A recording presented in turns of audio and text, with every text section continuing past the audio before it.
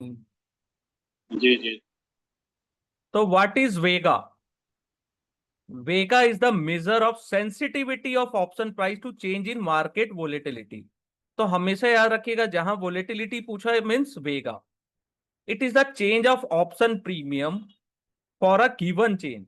अगर 1% वोलेटिलिटी है तो ऑप्शन के प्रीमियम कैसे चेंज होंगे, ठीक है, या वोलेटिलिटी कितनी है और ऑप्शन के प्रीमियम उसके अकॉर्डिंग कैसे चेंज होते हैं। जैसे यहां पे वेगा है 0.18, 0.8, इसका मतलब है 1% चेंज होने से 0.8% ऑप्शन के प्रीमियम्स चेंज होते हैं, ठीक है। और vega is positive for long call and long put, ये इंपॉर्टेंट पॉइंट है, इसको याद रखिएगा। लॉन्ग कॉल या long put means put buyer call buyers, इसके लिए पॉजिटिव है, और निगेटिव किसके लिए, सेलर्स के लिए। Okay, very easy vega. And next is रो।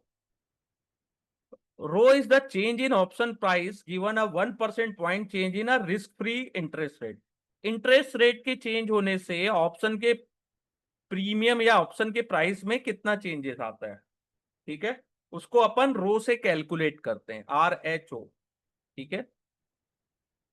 फिर देखिए, ऑप्शन प्राइसिंग में दो टाइप के मॉडल्स यूज होते हैं, ठीक है। फर्स्ट होता है बाइनोमियल प्राइसिंग मॉडल, जिसको विलियम शार्प ने डेवलप किया था 1978 में। It has proved over time to be most flexible, सबसे फ्लेक्सिबल पॉपुलर अप्रोच है फॉर ऑप्शन प्राइसिंग, ठीक है। Binomial model represent the price evolution of option underlying asset as the binomial tree of all possible price at equal space time step from today under assumption of each step। ये छोड़िए, ये थोड़ा सा complex होता है और time consuming होता है, लेकिन बहुत ही एक्यूरेट मॉडल है ना।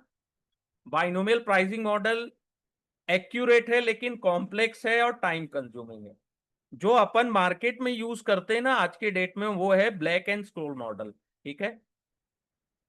ब्लैक एंड सोल्स मॉडल्स ये 1973 में Fischer Black and Myron Scholes ने डेवलप किया था, इनका नाम याद रखना 1973 में, ठीक है। इसका कैलकुलेशन बहुत सिंपल और फास्ट है, ठीक है। इसका जो फॉर्मूला है ये हमेशा पूछता है, ठीक है। कॉल प्राइस के लिए C equal to S N, इसको याद कर लीजिएगा ना, C equal to S N D1 minus XC minus RT and D2।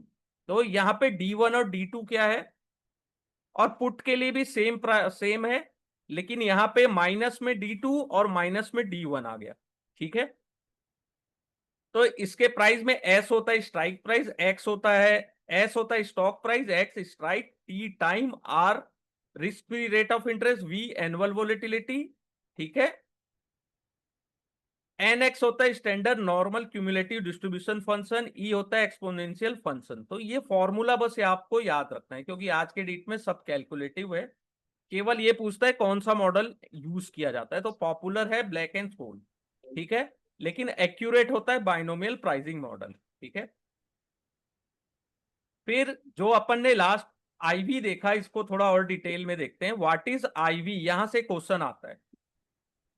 Volatility of underlying asset is the one of the most important factor affecting the price of the option. जो volatility है वो सबसे ज्यादा effect डालता है price में। Yes yes, any questions? तो जो आईवी है सबसे ज्यादा इफेक्ट डालता है ऑप्शन प्राइस में, ठीक है। तो बट वोलेटिलिटी तो किसी को दिखता नहीं है, तो इसको मेजर कैसे करते हैं, ठीक है। तो इसको मेजर करते हैं हिस्टोरिकल पीरियड से। हिस्टोरिकल मींस कि लास्ट 1 ईयर्स में प्राइस में कितने चेंजेस आए, या लास्ट 5 ईयर में कितने चेंजेस आए, तो उसको बोलते हैं हिस्टोरिकल वोलेटिलिटी, ठीक है। मार्केट के जो पार्टिसिपेंट होते हैं वो ज्यादा इंटरेस्टेड होते हैं find out how volatile the stock is expected to be over the remaining life of the option. Means आज आपने बाय किया और आईवी कितना अप एंड डाउन हो सकता है या कितना एक्सपेक्टेड है, उसको जानने में ज्यादा इंटरेस्टेड रहते हैं। जैसे एग्जाम्पल, एक फार्मास्यूटिकल कंपनी है, ठीक है, फार्मास्यूटिकल कंपनी है जिसका प्राइस रेंज बाउंड है लास्ट 1 ईयर से, ठीक है। तो उसका हिस्टोरिकल वोलेटिलिटी है 15%। लेकिन कंपनी एक केस लड़ रही है, इंपॉर्टेंट केस है, और वर्डिक्ट उसका नेक्स्ट वीक आने वाला है। ठीक है, अगर वर्डिक्ट का आउटकम पॉजिटिव रहा तो उनको सेल और प्रॉफिटेबिलिटी मिलेगी, अगर अनफेयर फेवर हुआ तो उनको लॉस होगा। तो हिस्टोरिकल तो 15 है, लेकिन कोई नया वर्डिक्ट आने वाला है, इसके कारण उसके प्राइस में बहुत ज्यादा वोलेटिलिटी आ गई है। ठीक है, 70 to 80% वोलेटिलिटी चल रही है। ठीक है, तो ये एक्सपेक्टेड वोलेटिलिटी होता है। ठीक है, 70 to 80% चल रहा है। ठीक है, सपोज, ठीक है, अब option trader calculate this expected volatility by Black Scholes model in reverse order. जैसे अपने को लग रहा है इंडेक्स है 17,562। ठीक है, ऑप्शन का प्राइस चल रहा है, कॉल ऑप्शन का 9 डेज का रिमेनिंग है टाइम, 9 डेज रिमेनिंग है एक्सपायरी के लिए, 95 रुपीज चल रहा है, इंटरेस्ट रेट 6% है। ठीक है, तो अपन को क्या करना है, we all have the data we need expect underlying volatility. तो अपन पूरे डेटा को प्लग करते हैं, कैलकुलेट करते हैं। ठीक है, ब्लैक स्कोल मॉडल में, और कैलकुलेट करते हैं वोलेटिलिटी कितनी हो सकती है ऑफ 95 रुपीज जो ऑप्शन प्राइस है उसमें, उसको बोलते हैं इंप्लाइड वोलेटिलिटी ऑफ असेट। ठीक है, ये हिस्टोरिकल से डिफरेंट होता है because it work out from option price rather than historical price. वो ऑप्शन प्राइस पे वर्क किया जाता है रेदर देन उसके हिस्ट्री में क्या हुआ था, उससे उनको मतलब नहीं होता है। तो कितनी वोलेटाइल 9 डेज के एक्सपायरी में, यानी कि अभी 9 डेज रिमेनिंग है एक्सपायरी में, तो कितना ऑप्शन का प्राइस वोलेटाइल हो सकता है। ठीक है, तो आईवी कितना हेल्प करता है ऑप्शन ट्रेडर्स को। ठीक है, option traders use the IV to understand whether it is right price to buy और सेल अ ऑप्शन। अगर आपको आईवी पता है, आईवी बहुत हाई है या आईवी बहुत लो है। ठीक है, तो आईवी जब लो होता है, अगर आपको पता है कि आईवी इसकी लो चल रही है, तो आप ऑप्शन को बाय करते हो। ठीक है, जैसे ऊपर के एग्जांपल में अपन ने देखा था कि फार्मास्यूटिकल कंपनी का वर्डिक्ट आने वाला है, तो आईवी कितना हो गया था, 80%। ठीक है, जैसे कोर्ट वर्डिक्ट अनाउंस होता है, जो आईवी है, ठीक है, और ये 15% जो हिस्टोरिकल आईवी है उससे भी हाई है, तो ट्रेडर क्या करते हैं, ऑप्शन को सेल करते हैं before announcement of the verdict. ठीक है, हाई आईवी का मतलब होता है कि ऑप्शन के प्राइस भी बहुत ज्यादा हाई है। ठीक है, तो जब ऑप्शन के आईवी हाई, यानी कि आईवी हाई होता है, तो अपन सेल करते हैं, और जो इंप्लाइड वोलेटिलिटी बहुत लो होता है तो अपन बाय करना प्रिफर करते हैं। ठीक है, लेकिन एक चीज इसमें गौर करिएगा कि आईवी 80% है, तो इसका ये मतलब नहीं है इससे और ऊपर नहीं जा सकती। अपन बस ये प्रेडिक्ट करते हैं कि इस ये बहुत ज्यादा हो गया, अब आईवी ओवर द, यानी कि एक लिमिट से ऊपर हो चुका है। लेकिन कई बार क्या होता है, जरूरी नहीं है कि आपको आपके फेवर में मिले, राइटर को भी लॉस होता है, और ज्यादा आईवी बढ़ गई तो क्या कर लोगे। तो इस चीज को भी प्रेडिक्ट करना जरूरी होता है। ठीक है, अपन तो थ्योरेटिकल देख लिए कि सर आपने बताया था कि आईवी हाई है तो सेल करना है, आईवी और ऊपर चला गया, फिर इसलिए प्रॉपर उसको कैलकुलेट करना, प्रॉपर रिस्क को, अपने रिस्क मैनेजमेंट को देखना, कितना रिस्क आप ले सकते हो उसके ऊपर भी डिपेंड करता है। आईवी कई बार लो होती है और वो लो ही रहती है, यानी कि कम है आईवी मार्केट में और वो कम ही रहती है, कभी बढ़ती ही नहीं फिर, तो ऐसा जरूरी नहीं होता है। ठीक है, यहां तक एनी क्वेश्चंस।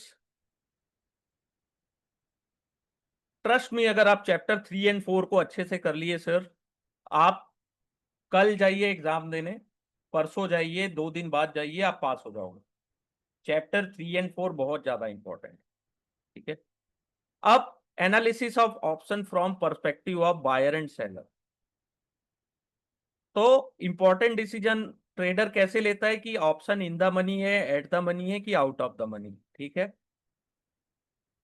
ठीक है, तो अगर as a call option buyer, ठीक है, आप ट्रेड करते हो और इंडेक्स है 17,562 पे, तो 17,300, 400, 500 और 600, ये चार ऑप्शन है, चार स्ट्राइक प्राइस है। इसके रिजल्ट क्या होंगे as a call option buyer? अगर आप 17,300 का खरीदे, 17,400, 500 या 17,600 का खरीद रहे हो, तो as a call option buyer आपका क्या रिजल्ट निकलता है? ठीक है, आपने 17,300 का स्ट्राइक खरीदा 327 में, 17,400 का 250, 17,500 का 185, 17,600 का 130। ठीक है, 17,300 को बोलते हैं डीप इन द मनी, क्योंकि स्ट्राइक चल रहा है 17,562 के आसपास। तो ठीक है, तो इसकी इंट्रिंसिक वैल्यू कितनी हुई? 17,300 माइनस 17,562, तो 262 रुपीज तो इसकी इंट्रिंसिक वैल्यू होगी।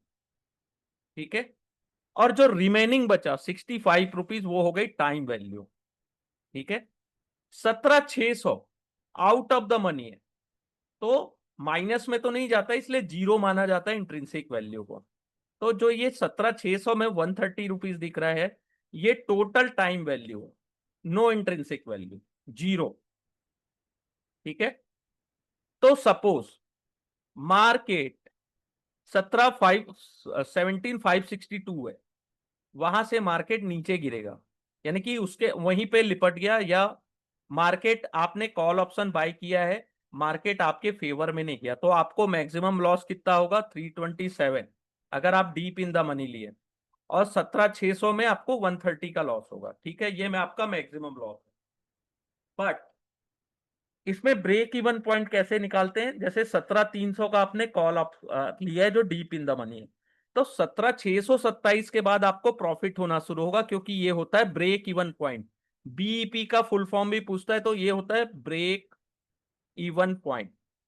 17,400 का आपने लिया, तो 17,650 के बाद आपको प्रॉफिट होना शुरू होगा।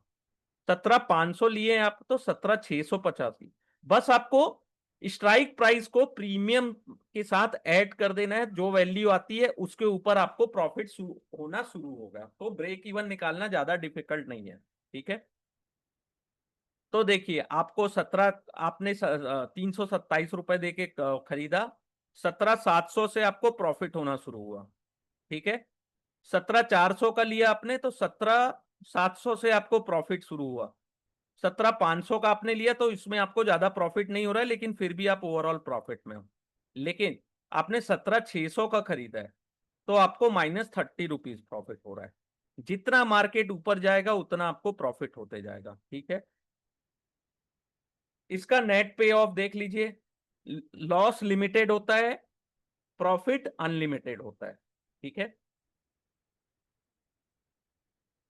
आपने 17,300 का कॉल खरीदा था और मार्केट 17,800 पे एक्सपायर हुआ, तो आपको 17,300 के कॉल में कितने का प्रॉफिट हुआ? आपने 327 प्रीमियम दी थी, उसके अलावा 173 रुपीज का प्रॉफिट हुआ, तो आरओआई कितना हुआ? 53%। 17,400 के ऑप्शन में 60%, 17,500 के में 62, 17,600 में 54% का प्रॉफिट हुआ। ठीक है, इसके कैलकुलेशन बहुत इजी है, इसको देख लीजिएगा। ठीक है, तो ये एक बताया है कि पे ऑफ कैसा होता है एज अ ऑप्शन बायर। ठीक है, अभी जैसे अपना अपन ने कॉल बायर का देखा, वैसे ही अपन कॉल सेलर का भी देखेंगे। ठीक है, अब सेलर पर्सपेक्टिव से देखिए, आपने ऐड किया तो ये आपका ब्रेक इवन पॉइंट हो गया। ठीक है, अगर आप कॉल सेलर हैं, तो आप ये याद रखिएगा कि मार्केट नीचे जाएगा तब आपको प्रॉफिट होगा, या मार्केट साइडवेज रहा, जिस रेंज पे है उसी रेंज पे रहा, तब आपको प्रॉफिट होगा। तो मार्केट जितना ऊपर जाएगा उतना आपको अनलिमिटेड लॉस होते जाएगा, और मार्केट नीचे जाएगा तो जो आपने प्रीमियम रिसीव किया, जैसे 17,300 में 327, 250, 185, 130, तो ये आपका प्रॉफिट होगा। ठीक है, कॉल सेलर हो आप, तो आपका प्रॉफिट लिमिटेड, लॉस अनलिमिटेड। ठीक है, इसका नेट पे ऑफ देख लीजिए, जस्ट अपोजिट मिरर इमेज होता है, इसका जस्ट अपोजिट है। ठीक है, ये कॉल सेलर के पर्सपेक्टिव से है। सेम पुट ऑप्शन बायर के लिए क्या है? 17,300 का 65 रुपए, 400 का ये प्रीमियम दिए हुए हैं, अब मार्केट कितने नीचे जाता है उसके अनुसार आपका प्रॉफिट डिसाइड होगा। तो सेम जैसे अपन ने देखा 17,600 के क्या हुआ, deep in the money put option, ठीक है, नहीं सॉरी, मार्केट तो 17,756 है, ठीक है, तो ये डीप इन द मनी नहीं हुआ। तो आपने 17,300 जो है वो आउट ऑफ द मनी हुआ, 17,600 जो है वो उसमें थोड़ी सी इंट्रिंसिक वैल्यू है 38 रुपीज, ठीक है, और टाइम वैल्यू कितना है 129, ये 167 जो प्रीमियम दे रहा है 17,600 का, तो स्पॉट प्राइस चल रहा है 17,500, 562, इससे अगर माइनस करेंगे तो 38 रुपीज हुआ इंट्रिंसिक वैल्यू, 129 रुपीज हुआ टाइम वैल्यू, ठीक है। मार्केट एक लिमिट से जितना नीचे गिरेगा उतना आपको अनलिमिटेड प्रॉफिट होगा, और मार्केट साइडवेज रहे या मार्केट तेजी से ऊपर जाए तो आपको लिमिटेड लॉस होगा जितना आपने प्रीमियम पेड किया। और पुट पुट पुट को लॉन्ग कौन करता है, लॉन्ग पुट कौन करता है, जो एग्रेसिव बियरिश है मार्केट में, बहुत ज्यादा बियरिश है, ठीक है, माइल्ड बियरिश नहीं है।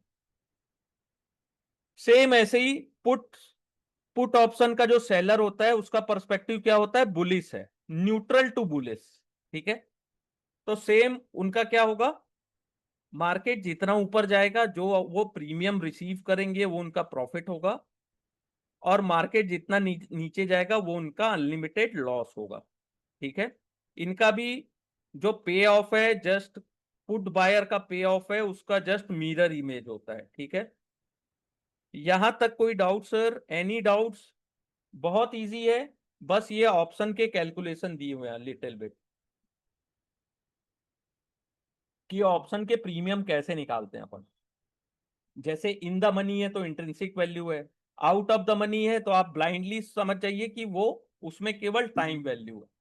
इन द मनी या डीप इन द मनी में intrinsic value plus time value होता है, ठीक है।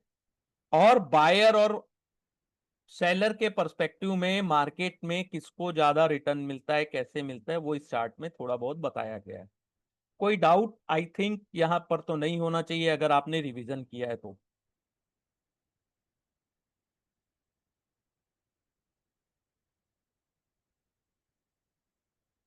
देखिए यहां तक अपना चैप्टर 4 हो चुका है, ठीक है। चैप्टर 5 आपको तब समझ में आएगा। Yes, any question?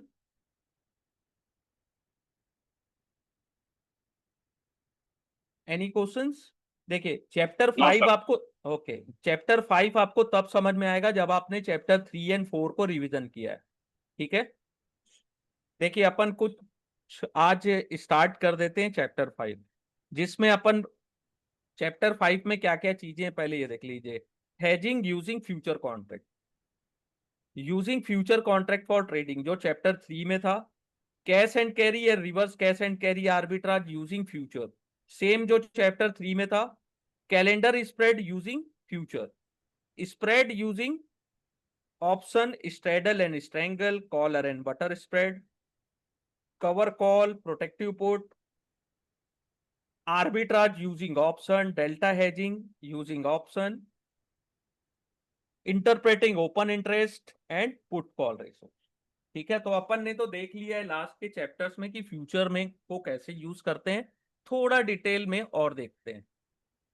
तो देखिए फ्यूचर कॉन्ट्रैक्ट को अपन क्या करते हैं, यूज किस में होता है, हेजिंग, स्पेकुलेशन एंड आर्बिट्राज। ये भी एक क्वेश्चन आता है कि फ्यूचर का कहां पे यूज होता है, ठीक है। लॉन्ग हेजिंग क्या होता है, long hedge using stock future, कैसे करते हैं, जैसे कंसीडर कि आपको 1500 स्टॉक बाय करने हैं एबीसी लिमिटेड कंपनी के, जिसका प्राइस है आज है 455, ठीक है। आज डेट है इनके अकॉर्डिंग मई, 10 मई, ठीक है। तो आपके पास you don't have the require fund, आपके पास पैसे नहीं है, आपका जो एफडी है बैंक डिपॉजिट है वो नेक्स्ट मंथ एक्सपायरी हो रहा है, यानी कि नेक्स्ट मंथ मैच्योर हो, तो आप नेक्स्ट मंथ उसको प्लान कर रहे हो बाय करने का। तो आपने क्या किया, आपको परचेस कर रहे हो जून का, आपको जून में परचेस करना है तो आप फ्यूचर कब का खरीदोगे, जून मंथ का, पहली चीज, ठीक है। लॉन्ग हेज में स्टॉक को अगर लॉन्ग कर रहे हैं, ठीक है, तो आप जून मंथ का खरीदेंगे, मई मंथ का नहीं, ठीक है, क्योंकि आपके पास पैसे आएंगे 20 जून को, ठीक है। तो आप उसको क्या किया आपने, you do not purchase the stock today, the share में इंक्रीज। क्या हो सकता है कि अगर आपने आज स्टॉक को खरीदा नहीं तो शेयर के प्राइस बढ़ सकते हैं। तो आप प्राइस रिस्क से बचने के लिए आपने क्या किया, लॉन्ग पोजीशन लिया फ्यूचर कॉन्ट्रैक्ट का, एबीसी लिमिटेड कंपनीज के, ठीक है, जिसका एक्सपायरी आपने सेलेक्ट किया जून की एक्सपायरी, जिसका प्राइस चल रहा है 457.3। यहाँ पे कितना चल रहा है 455, और फ्यूचर और स्पॉट के बीच में डिफरेंस कितना है, 2 रुपए का, तो ठीक है, ठीक है। कॉन्ट्रैक्ट साइज है 1500, और आपको भी प्लान किए हो आप 1500 शेयर करने का, तो लॉन्ग पोजीशन आपने लिया, 1 लॉट आपने बाय किया, ठीक है। सपोज आपके पास पैसे आ गए 20 जून को परचेस करने के लिए, ठीक है, और शेयर का प्राइस क्या हो सकता है, 1 महीने बाद का डेट है तो जरूरी नहीं है कि प्लस जाए, इंक्रीज भी हो सकता है और डिक्रीज भी हो सकता है, ठीक है। तो स्टॉक का प्राइस मान लीजिए 520 पहुंच गया, कैश में 455 रेट था, 520 पहुंच गया, तो डिफरेंस कितना हुआ, टोटल परचेस वैल्यू कितनी होगी, 7,80,000, ठीक है।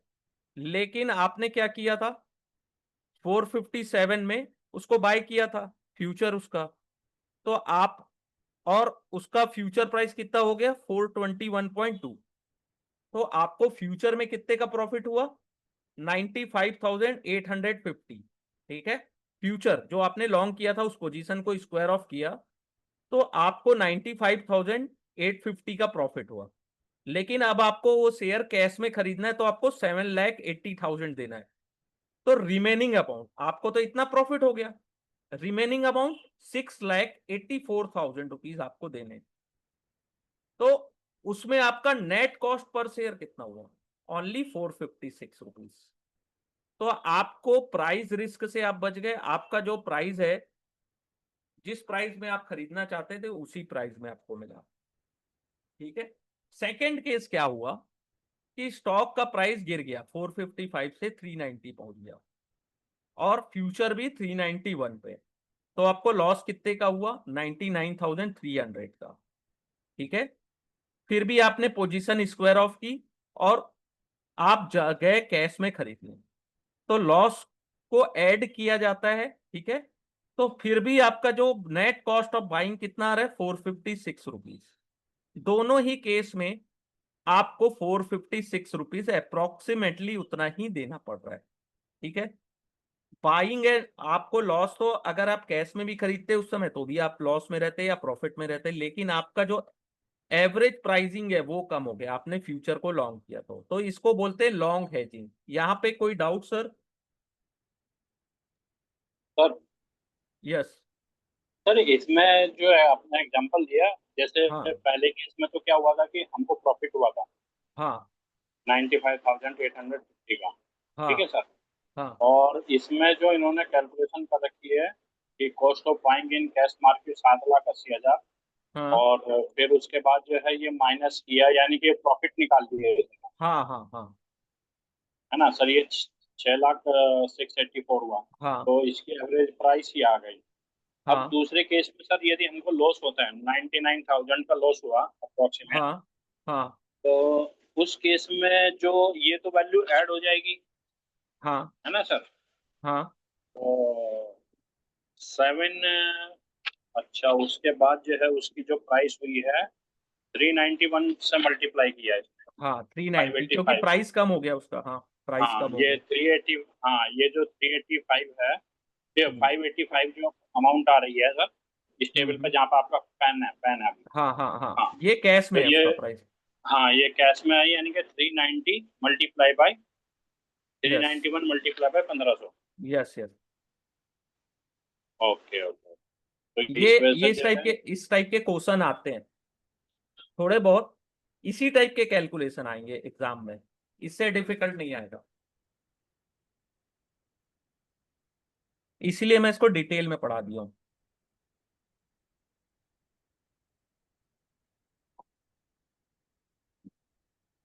Okay sir. नेक्स्ट क्या है, एक तो long hedge, second short hedge. Means आपको आपका पोर्टफोलियो यानी कि आपके पास शेयर्स हैं, ठीक है, फ्यूचर में आप सेल करना चाहते हो, इस मंथ सेल नहीं करना चाहते। कोई भी PQR कंपनी के 1200 शेयर आपके पास हैं कि आपको 1200 शेयर सेल करने, ठीक है, और आप नेक्स्ट मंथ उसको सेल करोगे। अभी आपका कोई लोन ड्यू नहीं है, जो भी रीजन, ठीक है, और उसका प्राइस ट्रेड हो रहा है 60-90 में, और फ्यूचर का प्राइस है 1706, और आज डेट है मई, 10th ऑफ मई, ठीक है। तो आप क्या करोगे, आप कैश में सेल ना करके आप उसको फ्यूचर में सेल कर दोगे, ठीक है। अगर प्राइस और उसका लॉट साइज है 600 का, तो आप 2 लॉट उसको सेल करोगे। अगर प्राइस 10 जुलाई को 1440 पे आ जाता है, ठीक है, तो you will realise 17,28,000 sale of shares, ठीक है। आपने शॉर्ट भी किया है उसको, तो आपको फ्यूचर में जो आपने शॉर्ट किया है उसमें आपको गेन मिला 3,18,000। टोटल वैल्यू आपकी बन रही है 20,46,000।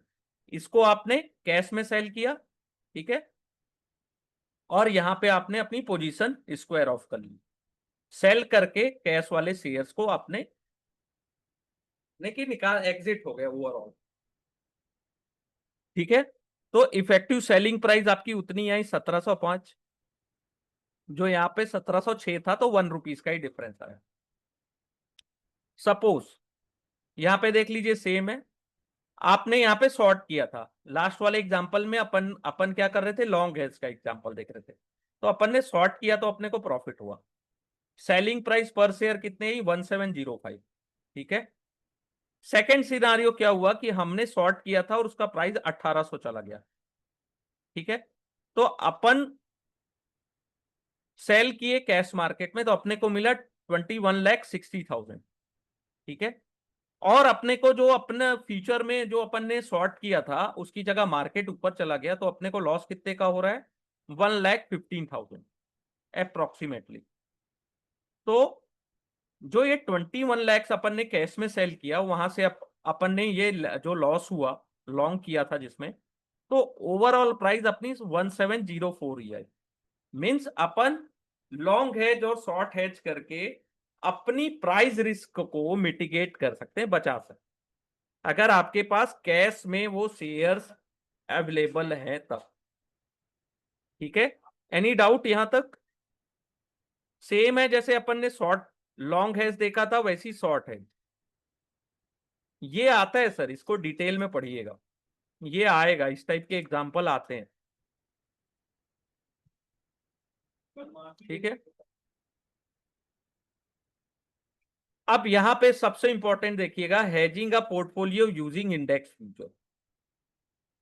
अब आपका जो पोर्टफोलियो है कि बहुत वेल डाइवर्सिफाइड है, आपके मार्केट में स्पेसिफिक रिस्क कुछ नहीं है, क्योंकि कोई कंपनी रिस्क नहीं है, आपके में जो रिस्क है वो मार्केट रिस्क है, ठीक है।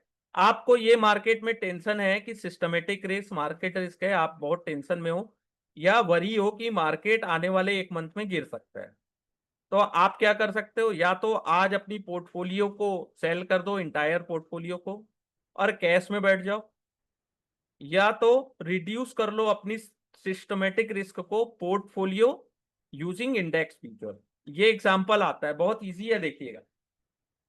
सपोज आप हेज कैसे करेंगे सिस्टमेटिक रिस्क को ऑफ पोर्टफोलियो, तो आप इंडेक्स फ्यूचर को शॉर्ट करोगे, क्योंकि ऑलरेडी आपके पोर्टफोलियो में आपने शेयर बाय करके रखे, तो इंडेक्स को आप शॉर्ट करोगे, ठीक है। और अगर मार्केट क्रैश होता है तो क्या होगा, आपको लॉस होगा पोर्टफोलियो में, लेकिन आपने इंडेक्स फ्यूचर को शॉर्ट करके रखा है, तो आपको प्रॉफिट वहां पे बनेगा, ठीक है। तो सपोज मार्केट में आपका पोर्टफोलियो वैल्यू है 90 लैक्स का, और आपके पोर्टफोलियो का बीटा है 1.3, ठीक है। तो आपको इंडेक्स फ्यूचर चल रहा है 17,700, लॉट साइज है उसका 50, तो हेज रेशो कैसे निकालोगे आप?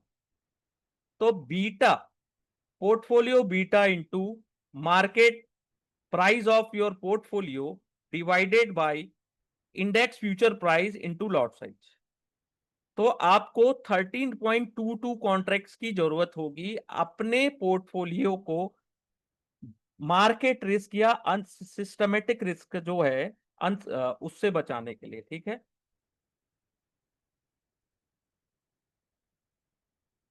क्लियर?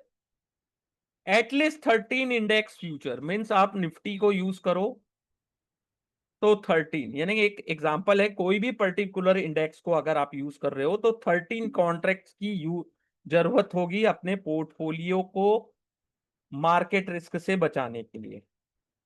Clear sir?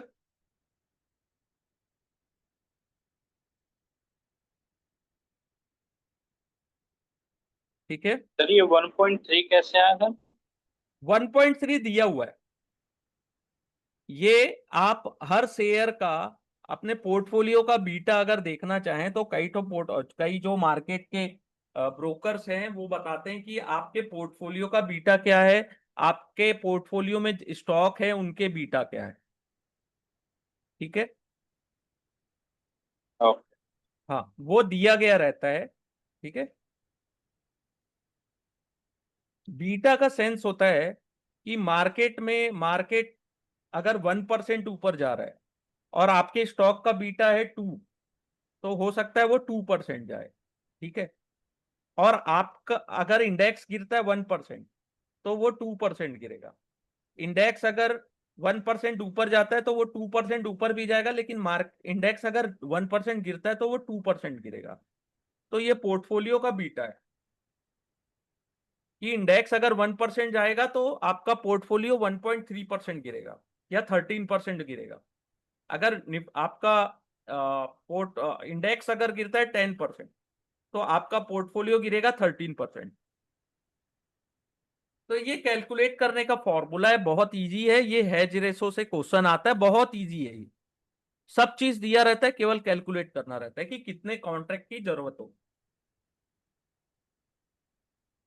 ठीक है, आएगा ही आएगा ये बीटा, बीटा बीटा आता ही है बीटा। ट्रेडिंग के लिए कैसे यूज होता है? Using future for trading on और स्पेक्यूलेशन मीन्स अपने को ट्रेड करना है। ठीक है, अपने को हेज नहीं करना है, अपन नेकेड कॉल ऑप्शन का यानी कि फ्यूचर में लॉन्ग या शॉर्ट करते हैं। ठीक है, तो बुलिश व्यू होने पे क्या होता है कि फ्यूचर ट्रेडर को लग रहा है कि XYZ शेयर का प्राइस 1298 से 1350 जाएगा विथ इन अ 1 वीक, और उसका XYZ का फ्यूचर ट्रेड हो रहा है 1300, तो ट्रेडर क्या करेंगे, बाय कर लेंगे लॉन्ग पोजीशन।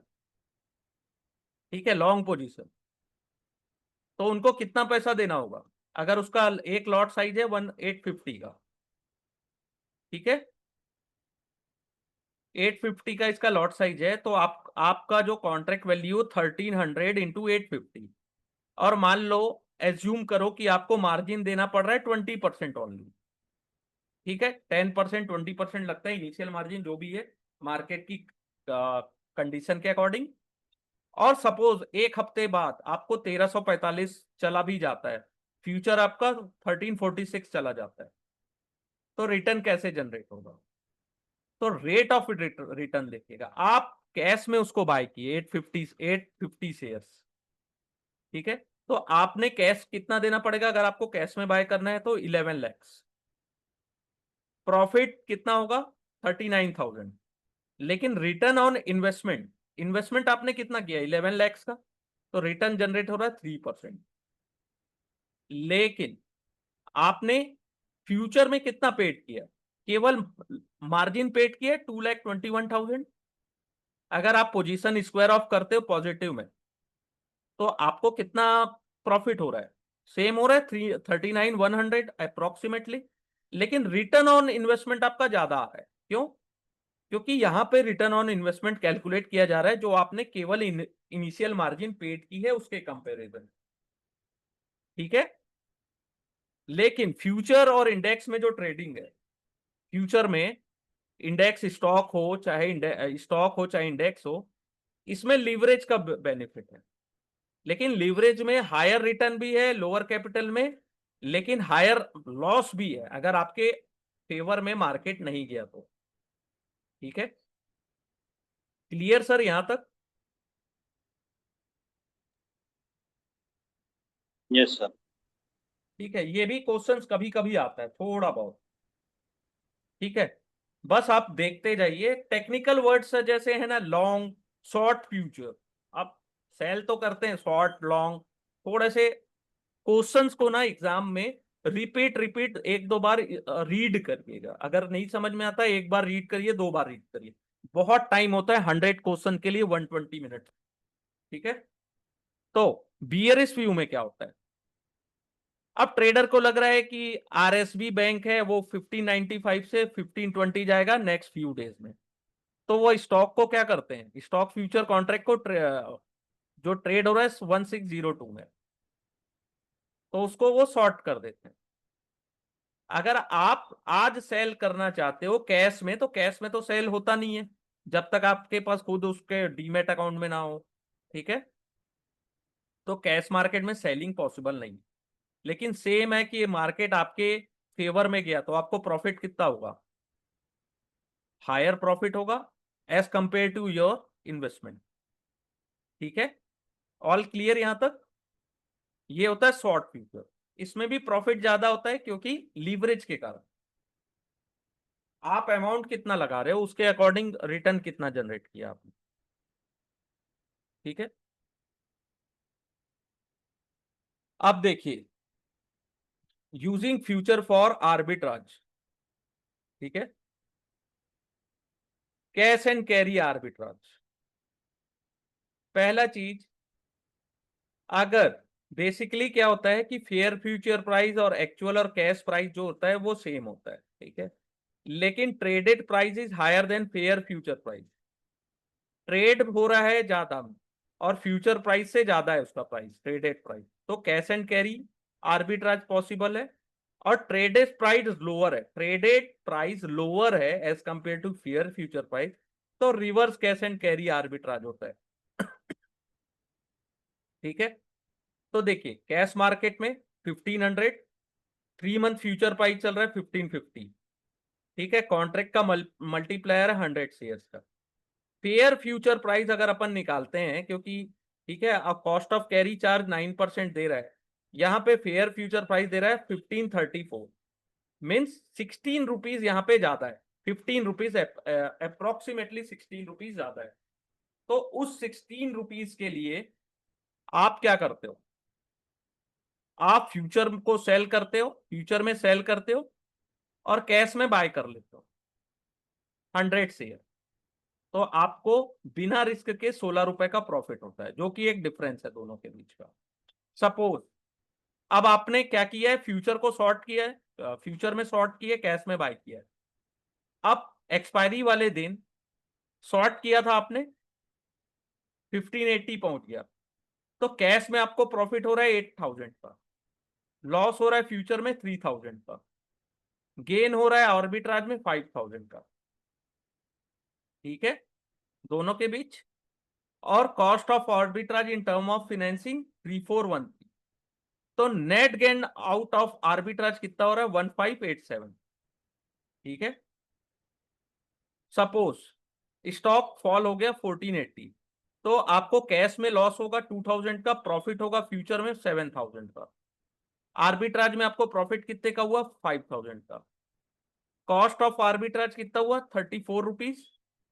ठीक है, जो अपन ने फाइनेंस किया है उसको लोन लिया, उधार लिया है। ठीक है, तो फिर भी अपने को प्रॉफिट ओवरऑल 1587 का होगा। ठीक है, ये हो गया cash and carry arbitrage. Reverse cash and carry में क्या होता है? कैश में चल रहा है 100, फ्यूचर प्राइस चल रहा है 90, तो आप क्या करोगे, फ्यूचर में बाय करोगे, कैश में सेल कर दोगे। ठीक है, फ्यूचर में बाय, कैश में सेल। अब मान लीजिए प्रॉफिट कैसे होगा? ठीक है, इसका लॉट साइज है मान लीजिए यहाँ पे 200 शेयर्स का। तो आपको 90 में अपने वन फ्यूचर को बाय किया है और 200 शेयर कैश में आपने सेल किया है। तो आर्बिट्राज में आपको प्रॉफिट कितना हो रहा है? 2000 का। अब सिनारियो देखिएगा, स्टॉक राइज हो गया 100 से 110, तो आपने कैश में सेल किया है तो आपको लॉस होगा 2000, फ्यूचर में बाय किया तो आपको प्रॉफिट होगा 4000, नेट गेन कितना मिल रहा है? 2000 का। ठीक है, अब आर्बिट्राज ने क्या किया है, 200 शेयर कैश मार्केट में 9% जो अपन ने उधार लिया हुआ है उसके अकॉर्डिंग 150 रुपीज। ठीक है, 150 रुपीज आपको एक्स्ट्रा गेन हो रहा है उसमें। ठीक है, तो टोटल प्रॉफिट हो रहा है 2150। सेम स्टॉक अगर फॉल हो गया 85 में, तब भी आपको जो प्रॉफिट हो रहा है 2150 को हो रहा है। प्रॉफिट ऑन कैश 3000 क्योंकि आपने सेल किया था, loss on future 1000, net gain 2000 rupees exactly. तो ये आर्बिट्राज है। मिस प्राइसिंग, प्राइस सही नहीं चल रहा है, लेकिन एक इफेक्टिव मार्केट में दोनों की प्राइसिंग में कोई डिफरेंस नहीं होता, सभी चीजें फेयर चलती हैं। ये चीज आप हमेशा याद रखिएगा। ठीक है, और अगर आप आर्बिट्राज कर रहे हो ना तो साइमल्टेनियसली आपको तुरंत बाय और सेल करना है या सेल एंड बाय करना है। ये हमेशा क्वेश्चन पूछेगा cash and carry and reverse cash and carry, इसको थोड़ा सा रिपीट करिएगा। ठीक है, बहुत कंफ्यूजिंग होता है ये सब चीजें रीड करना, लेकिन उतना भी डिफिकल्ट नहीं है अगर हम प्रैक्टिस करें। एक बार, दो बार, तीन बार, चार बार अगर उसको रिवाइज करते हैं तो ट्रस्ट में जो आपने नंबर सोचे उतने नंबर से आप पास हो गए। ठीक है, और मार्केट में किसी को जब समझाओगे ना कि हाँ देखो ये ऐसा भी होता है, लोगों को पता ही नहीं है कि आर्बिट्राज भी होते हैं मार्केट में, कभी कभार मिस प्राइसिंग होती है तो वहां पे लोग उसके बेनिफिट उठाते हैं।